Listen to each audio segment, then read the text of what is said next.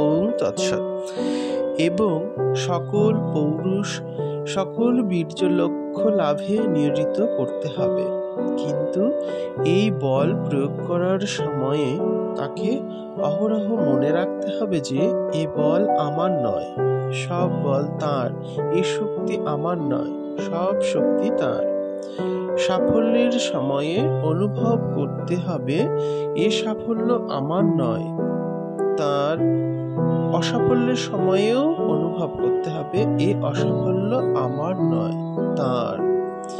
নিন্দাও তার, প্রশংসাও তার, আমার জন্য আছে শুধু কর্তব্য পালন।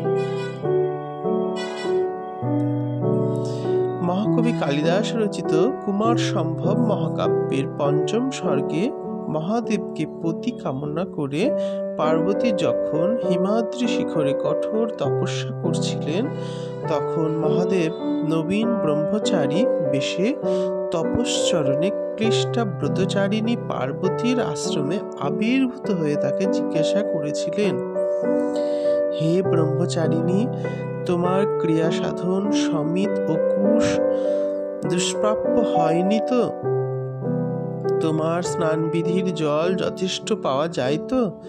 তুমি এত বড় কঠিন তপস্যায় ব্রতী হয়েছ, ইহা তোমার সামর্থ্যের অনুরূপ তো? কেননা শরীর রক্ষা সর্বাগ্রে আবশ্যক। শরীর ঠিক থাকলে সকল ধর্মচর্চাই করা চলে, কিন্তু একবার বুদ্ধির দোষে শরীর খোয়ালে সেই অসুস্থ শরীরে কোনো ধর্মচর্চায় আর করা সম্ভব না। সুতরাং প্রথমে শরীর রক্ষায় সকল ধর্মানুশীলনের আদি জানিবে।